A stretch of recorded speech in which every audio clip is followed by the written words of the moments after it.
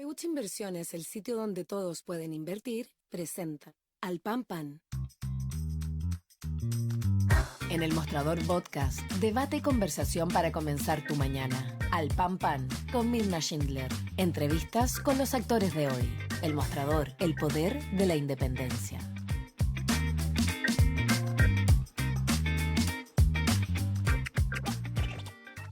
¿Qué tal? ¿Cómo están ustedes? Muy buenos días. Comenzamos un nuevo capítulo de Al Pan Pan aquí por elmostrador.cl en este día 11 de marzo, cuando el gobierno ya cumple 3 años y comienza, por supuesto, la última etapa. En esto, digamos, se incluye, por supuesto, en este contexto, la salida de la ministra de Defensa, Maya Fernández, después de todas las situaciones que se generaron con la compra fallida de la casa de su abuelo Salvador Allende, y por otro lado la salida del jefe de asesores del segundo piso de la Moneda, Miguel Crispi, ¿no? Y eso marca esta jornada, pero la salida de ambos parecía ser ya imposible de detener. Vamos a estar conversando en el siguiente bloque con el senador Juan Carlos Latorre, senador del Frente Amplio, para analizar este hecho puntual, pero también estos 3 años y el último de gobierno. Ahora nos vamos a concentrar en lo que ha ocurrido con la diputada Carol Cariola, este allanamiento a sus pertenencias justo el día en que ella estaba pariendo. Hay ahí versiones encontradas, también está el caso mismo por el cual se la está investigando por presunto tráfico de influencias, y por otro lado lo que se ha pedido y es que definitivamente deje la testera, pero también el hecho de que la propia diputada ha decidido, apenas una semana después de parir a su primer hijo, ir al Congreso a defenderse. Bien, vamos a conversar de este tema a esta hora con el con el abogado de la diputada Carol Cariola, Juan Carlos Manríquez. ¿Cómo le va, abogado? Muchas gracias por estar con nosotros esta mañana. Buen día, no, muchas gracias a ustedes por la invitación con todo agrado. Ya, pues, vamos a partir con lo primero, que era lo que yo le comentaba, y después vamos a entrar en el caso, porque mire, a ver, usted anunció la defensa, ¿no es cierto?, de la diputada, el ir a la Corte Interamericana de Derechos Humanos por la vulneración de los derechos que ella habría tenido, ¿no es cierto?, en esta situación que le ha afectado. Pero dicen los abogados que esto no tiene ningún efecto, porque lo primero que tiene que haber es una resolución de un tribunal. ¿Por qué se toma esta decisión, abogado? Bueno, ahí hay que despejar un poco algunos conceptos que suelen confundirse. La regla en esta materia para presentar una denuncia contra un Estado, un reclamo o una medida cautelar, que es una cuestión distinta, es diferente. Me explico. El requisito general y más difundido es que para ir a la justicia internacional, que en definitiva no suple a la justicia nacional, ni la traslada, ni la echa a un lado, es lo que se denomina el agotamiento de la vía interna. Eso significa que uno ha ejercido todos los recursos que la legislación doméstica le permite para intentar corregir dentro de otras cuestiones, por ejemplo, un trato inequitativo, desigualdad ante la ley, falta de debido proceso, falta de respeto de garantías, etcétera. Esa es una vía. Pero resulta que uno puede recurrir por otras, como pueden ser también las medidas cautelares con anterioridad, dentro de las cuales uno le pide a la Comisión Interamericana, que es un órgano previo a la Corte.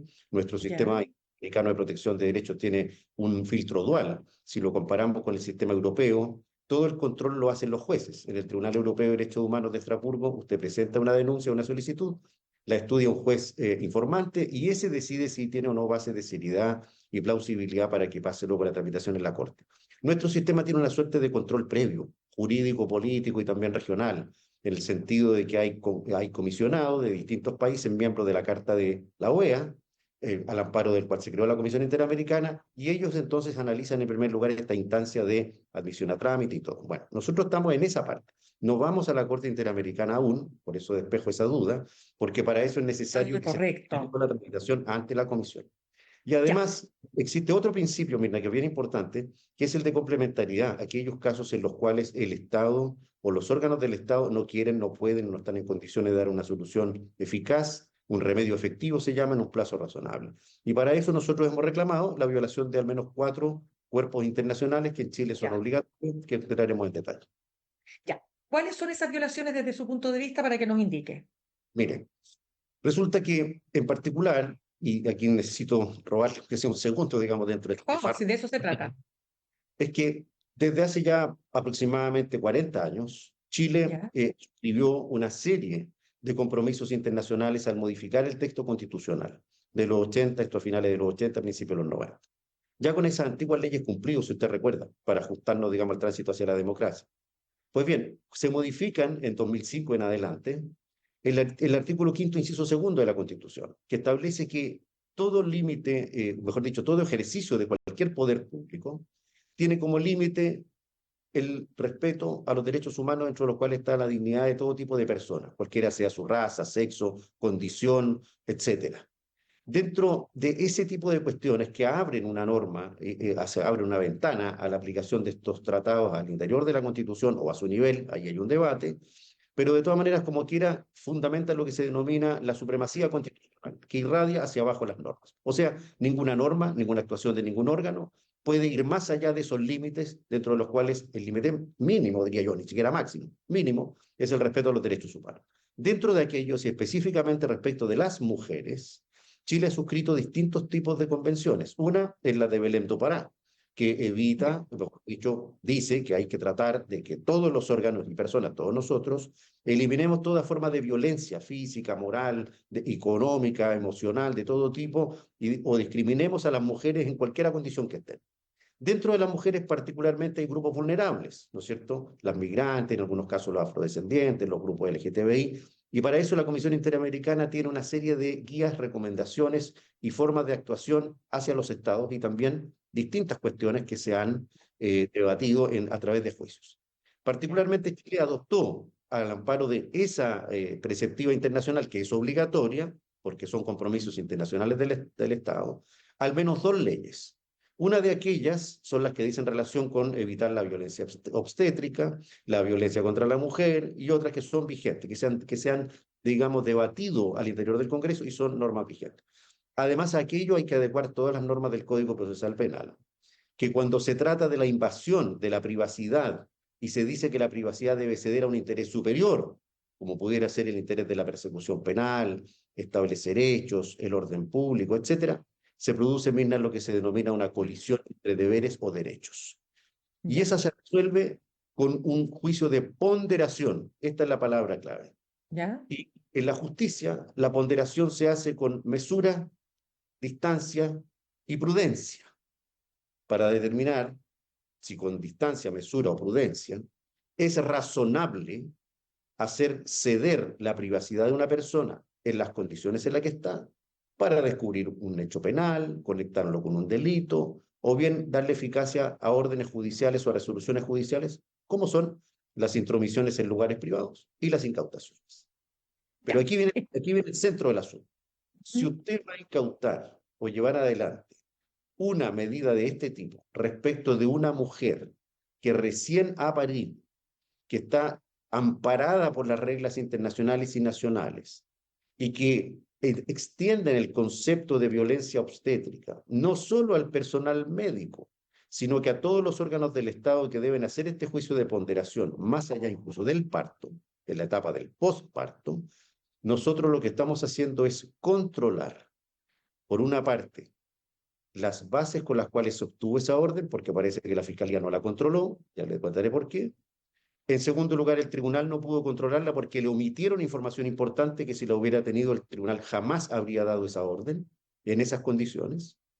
Y tercero, porque al momento de ejecutar esa orden se violaron todos estos estatutos internacionales y nacionales.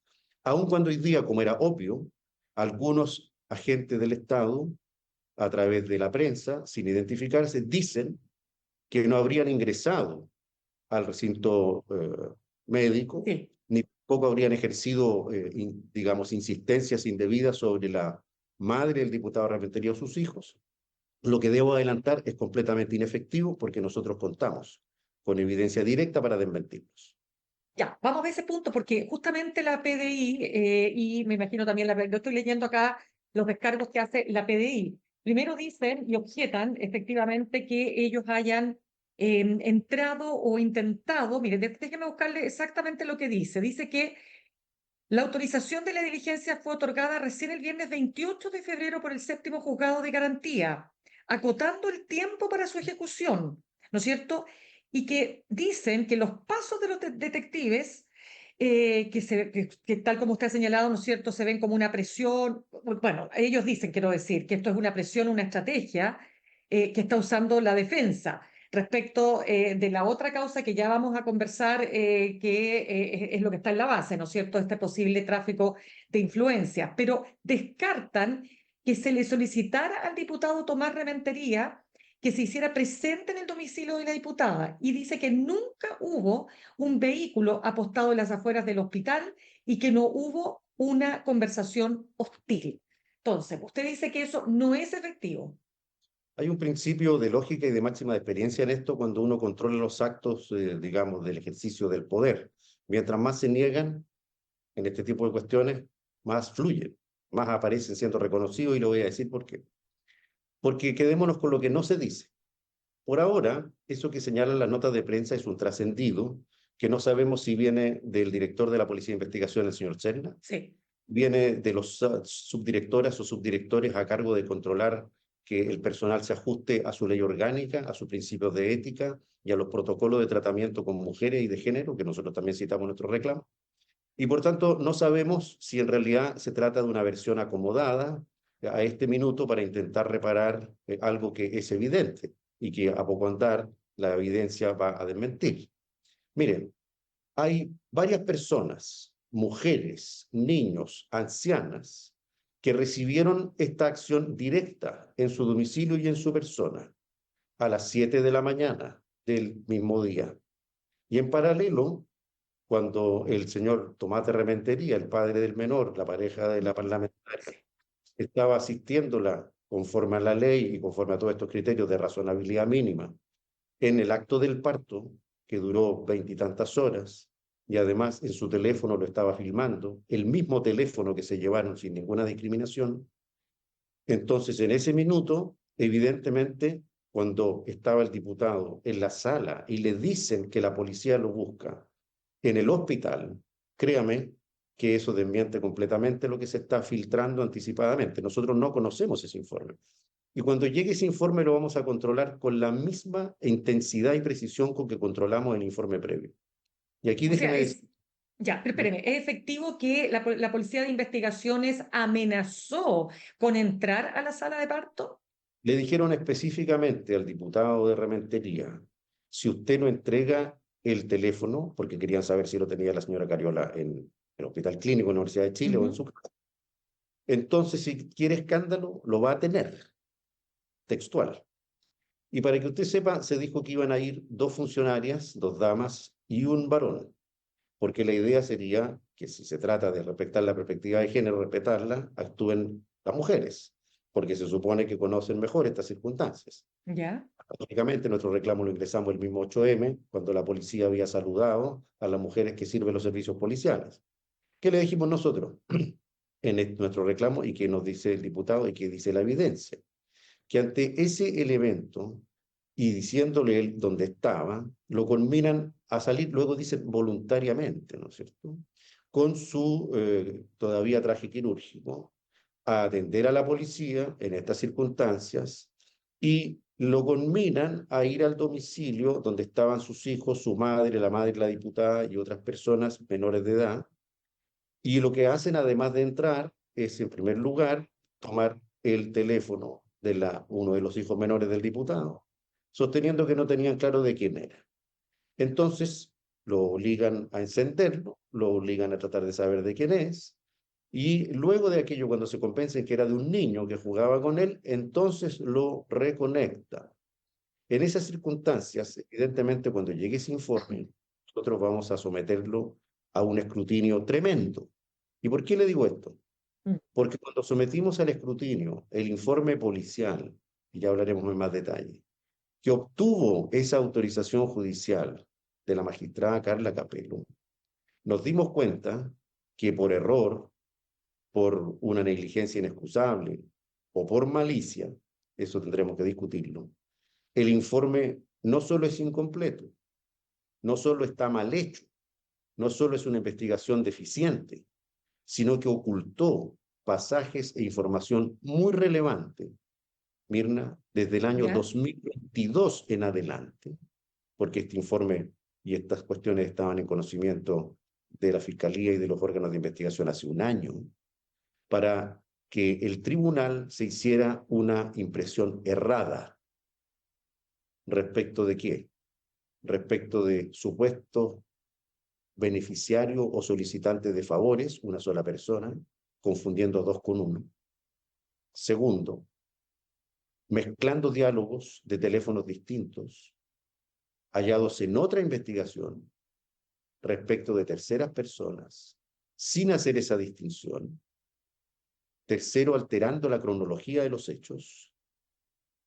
Y cuarto, diciéndole expresamente que en el caso de una patente municipal se había logrado el efecto de renovar esa patente por ciertos favores que ellos denominan tráfico de influencias, en circunstancias que sabían perfectamente que había una votación unánime del Consejo Municipal de Santiago del año 2022, vertida en un decreto municipal, o sea, un acto administrativo vigente, que cualquier investigador ágil lo puede encontrar, que decía que esa patente estaba caduca y era imposible revivirla mucho tiempo antes de los contactos entre ambos hablantes.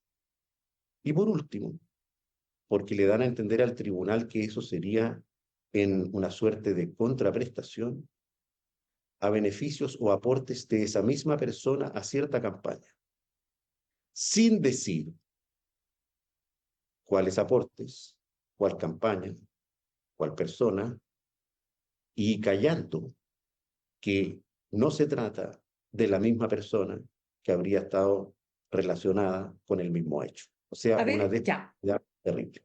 Ya, es que ahí entremos entonces, abogado Juan Carlos Manríquez, conversamos hasta ahora con el abogado de la diputada Carol Cariola, porque ahí ya quiero preguntarle lo siguiente. Según lo que se ha conocido respecto de la situación que afecta a la diputada Cariola, se trataría de esta gestión que ella hace ante la entonces alcaldesa Iracy Hasler, ¿no es cierto? Cuando ella le dice que hay una persona que es su amiga, es su amigo, este empresario chino Emilio Yang, ¿no es cierto?, que tiene este problema de que no habría renovado, según lo que ha salido, ¿no es cierto?, la patente de alcohol o no se le habría otorgado por alguna razón, y por favor ayúdame con esto. Yo quiero preguntarle, porque ahí lo primero que se está objetando es precisamente el tráfico de influencias, porque ella llama directamente una autoridad del Parlamento, en este caso, llama a una autoridad de un municipio. ¿Qué hay ahí? Mire, traficar influencia, para que vayamos aclarando los conceptos, ¿Mm? significa que alguien que está en una situación de una posición idéntica o superior logra determinar a otro que está en la misma posición o más abajo, o incluso para algunos más arriba, si es que la influencia es a nivel psicológico, emocional u otro determinante, para que, limitando su libertad de decisión, su autonomía racional, haga nacer en él una voluntad que el primer hablante quiere, o anular la que el receptor expresa, ¿cierto? Y eso supone que esa persona que le dice a otro de manera insistente y o grave, más allá que una simple sugerencia, consulta o recomendación, tenga un interés económico futuro en el resultado de esa gestión, expreso y claramente determinado. En este caso faltan todos esos elementos. ¿Por qué? Mire, primero, porque tanto quien habla, la señora Cariola, como quien recibe el llamado y luego lo responde, la exalcaldesa Hassan, ambas, no, una no recordaba y la otra ignoraba que la patente ya no existía. ¿Por qué? Porque conforme a la ley orgánica de municipalidades y a la ley de rentas municipales y a la ley de alcoholes, las patentes municipales de alcoholes o bares se denominan numerus clausus, o sea, no hay más que aquellas que el número total la ley permite. Por ejemplo, si son 100, no se puede crear 101. Ujú. porque eso supone modificar la ley, no lo puede hacer un alcalde. Solo se puede acceder a una patente si el titular la renuncia o se la caducan y queda ese espacio libre y se readjudica. Y entre vivos, como dice la ley, se puede vender si es que se autoriza en determinadas condiciones, transferir. Ya. Entonces, en este caso, esa patente ya no existía. Una no sabía y la otra no lo ignoraba. Ya, pero déjeme detenerme ahí, abogado, para ir conversando.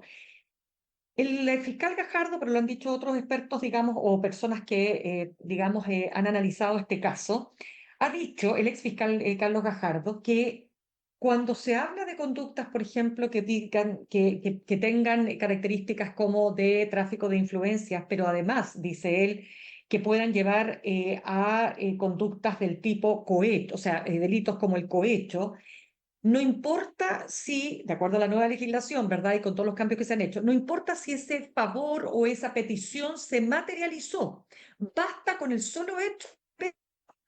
Entonces, eso es lo que se estaba señalando, que aquí la diputada pide un favor a una autoridad respecto de una persona que habría financiado su campaña. Esa es la acusación. Bueno, esa interpretación, con todo el aprecio que le tengo a mi querido amigo Carlos Gajardo, es completamente errónea. ¿Por qué? Y por dos razones. Primero, que él confunde los hechos, porque yo entiendo que no los conoce con detalle. Primero, no se trata de la misma persona, que sería la beneficiada con la patente, ¿no es verdad? No es la que habría hecho ese aporte a una campaña antes. Entonces, aclaremos que no hubo tal campaña, que la señora Cariola ya estaba elegida, y que este señor, que sería el eventual beneficiario de la renovación o mantención de la patente, no es quien habría tenido esa relación con esa campaña. Primer error, de hecho, para que el argumento se debilite. Segundo, porque aquellos que sostienen incluso que basta la mera petición, todos exigen que exista un interés económico o retributivo en aquel que pide el favor, aunque se haya hecho o no hecho. Y tercero, porque esa argumentación extensiva de los tipos penales mismas se interpretan restrictivamente, de manera literal, no se pueden estirar a conveniencia del intérprete por cuestiones éticas, morales, políticas, como uno quiera. Dicen que este tipo de delitos serían lo que se denomina técnicamente de peligro abstracto. Esto es, basta con que un funcionario público, en razón de su cargo o en las operaciones en que interviene, genere un riesgo relevante, típicamente relevante, para que este hecho pueda llegar a cometerse. Y eso se llama idoneidad de la conducta. En este caso, y lo aclaro, no hay ni siquiera la creación de un peligro teórico. ¿Por qué? Porque ya la patente había caducado por el solo Ministerio de la Ley y los concejales de todos lados votaron, y escuche esto, bien interesante, a favor de la patente. Eso dice la prensa. Y probablemente eso induce a un tercer error a mi apreciado colega y amigo Carlos Gajardo. Porque la prensa no aclara, como tampoco lo aclara el informe de la PDI, que lo que se vota a favor en el Consejo Municipal por ley, y lo hacen todos los municipios, lo subrayo, a favor de la no renovación de la patente, no a favor de renovarla. Entonces, las buenas teorías tienen efecto cuando se adecuan a los hechos. Y en Ya, a este ver, caso, esta ok. teoría y los hechos no se acompañan. Por Ya, eso digo, perfecto. Entonces, déjeme entender entonces. O sea, aquí este señor Emilio Yang, ¿no es cierto?, que ella refiere en esta conversación con Iracy Hasler, en estos WhatsApp, en estos chats. Este señor es distinto a aquel con la cual, o con quien, perdón, ella le pide a Iracy Hasler una reunión, ¿no es cierto? Que en otro momento le dice, juntémonos con, en una reunión con este empresario, que es una reunión que no pasó por ley de lobby, una reunión informal, que la apoyó en su campaña. Ese es otro señor chino que forma parte de la investigación. totalmente distinto, no es ¿Ya? chino, es ¿Ya? chileno, y ¿Ya? lo sabía el informe policial, no lo dijo, y eso además confundió a la juez como confundió a Gajardo. Dejémoslo así de claro. Ya, entonces déjeme hacer una recapitulación porque aquí hay varios elementos. Déjeme entender bien lo siguiente. La diputada dice, tengo un cacho, ¿no es cierto? Ayúdame con esto. Cuando están los chats y habla de, oye, tengo un cacho, sácame con esto, una persona que me apoyó en la campaña. ¿Usted dice que todo eso está mezclado? Así es, pero ¿Está editado? Pero espérese, ¿está editado? yo creo que está, y voy a decirlo de buena fe, negligentemente mal analizado en un informe hecho a la rápida. Porque si usted lo pasa por sedazo y hace su trabajo rigurosamente, habría notado lo mismo que usted en 3 minutos ha notado y cualquier observador medianamente imparcial y racional habría notado. Y mire, ¿por qué le digo esto? Porque resulta que si usted continúa con los chats, se va a encontrar con dos. Uno, donde luego le contestan desde el interior de la Municipalidad de Santiago y le dice, esto va a pasar a jurídico. Bien importante. O sea, no es que, ya, entonces hagámoslo, listo, hagamos todo lo posible. Y entonces, ¿qué le dice Cariola? Qué bueno que pase a jurídico para que vean si es posible o no, ¿no es cierto? O sea, ahí no hay ningún interés en torcer la ley. Porque si alguien hubiera querido, y vuelvo al tráfico de influencia y a la insistencia, Ya. le habría dicho, haz todo lo que puedas y lo necesario para hacer revivir esa patente. Porque si bien el acuerdo se había tomado, el decreto que referí delante es posterior a esta conversación. El acuerdo se había tomado antes, el decreto es posterior. Si ese tráfico de influencias supuesto hubiera ocurrido y hubiera sido insistente, entonces la señora Hassler o los demás le habrían contestado, haré todo lo que pueda para que esto resulte. Pero ¿qué es lo que hacen? Consultan a jurídico, la legalidad o juridicidad, se avanza y ahí les dicen, esto Ya. no... Pero déjeme terminar ese punto que es Mm, importante. ya. Y segundo, no se trata del mismo señor Yang, aquel que habría sido ese supuesto empresario que aporta a las campañas y el que habría resultado beneficiado, como lo afirma irresponsablemente el informe policial, y se lo dicen así de textual a la juez que lo mueve a engaño, a ella, para dictar esta resolución y tener una percepción errada de la realidad, porque esta otra persona es otra persona que es nacional, que habría ofrecido un árbol de Pascua y unos helados, ¿no es cierto? Pero también se calla que a posteriori, en esa consecución de comunicaciones, la señora Cariola dice, yo no quiero ese árbol, ni quiero helados. Muchas gracias. Ya. A ver, de nuevo se lo voy a preguntar porque necesito la resolución de este tema que es muy importante. Es decir, cuando la diputada Cariola dice en este chat, uno de mis amigos chinos empresarios tiene un mall chino en Santiago y por problemas administrativos no alcanzaron a pagar la patente y los van a clausurar o algo así. Y dice, luego, un empresario cercano que me apoyó en mi campaña, última y también anteriores, y le pide una reunión a la exalcaldesa. Ambos personajes no tienen relación entre sí. El primero es chino, el segundo es chileno. Hay un salto lógico y cronológico enorme en esa consecución de Char. Ya. Y si usted lo hubiera seguido o lo hubiera expresado de manera de buena fe, mire, el sistema procesal penal hoy día se llama de control cruzado. Los principios generales son de buena fe, igualdad de armas y transparencia, ¿no es cierto? Entonces, cuando uno tiene alguna duda sobre que estos principios han sido vulnerados, por ejemplo, la lealtad procesal, usted va a un tribunal y le pide una orden de entrada y registro, sabiendo o no pudiendo menos que saber, porque su profesión es ser investigador de casos complejos, entonces algo ocurrió mal.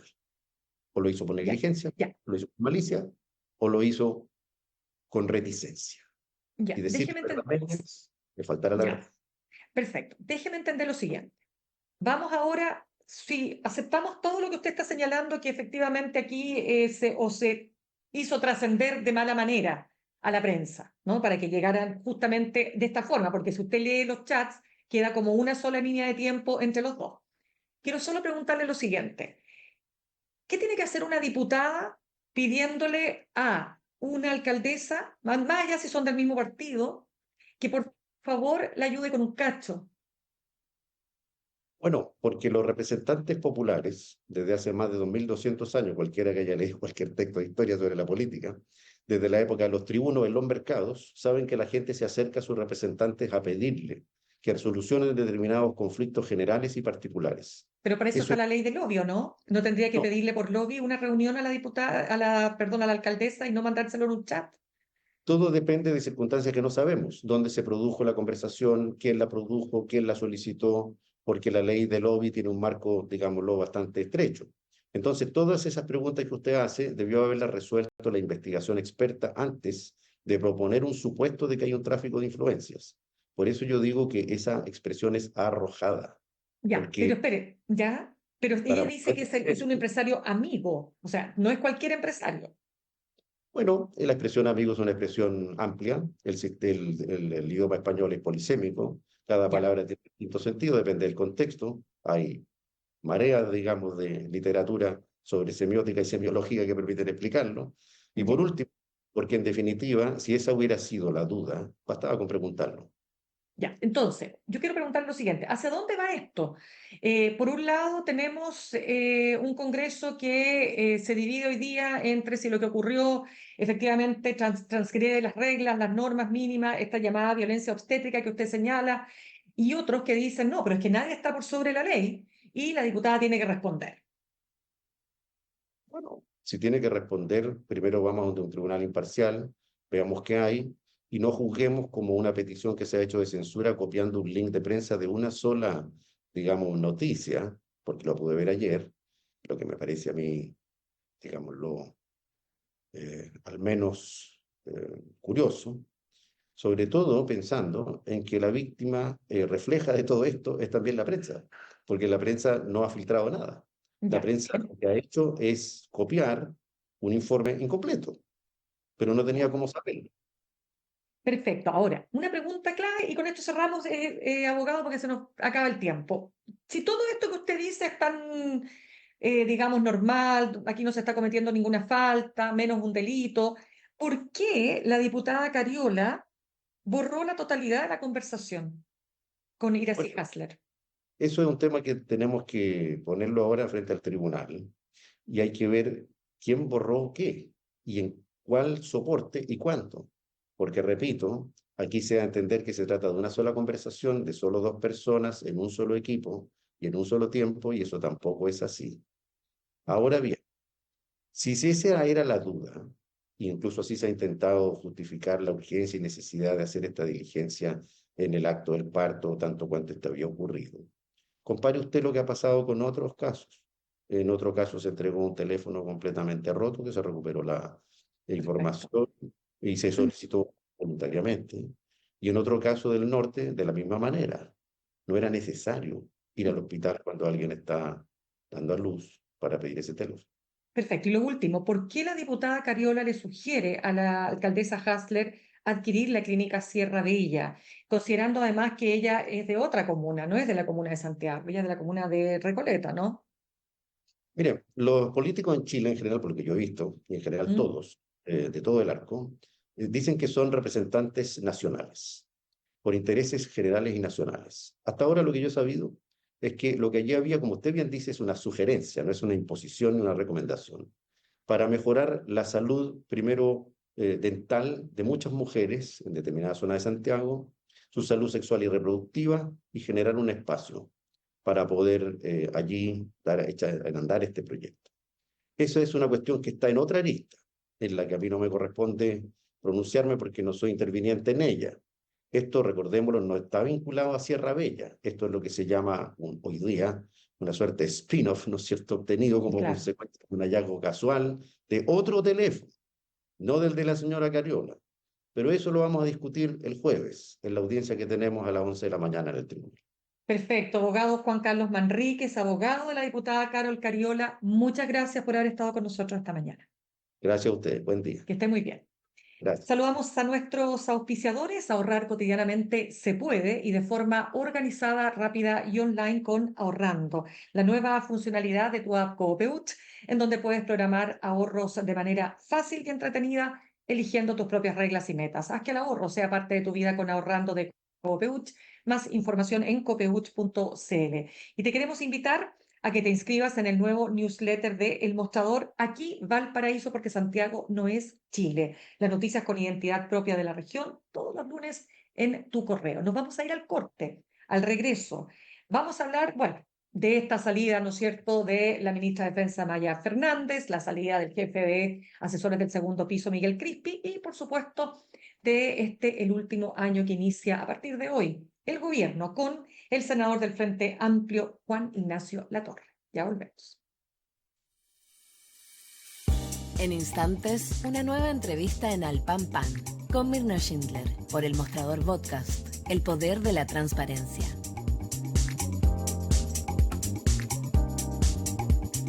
En Copeuch cada vez somos más socios. Y cada año tenemos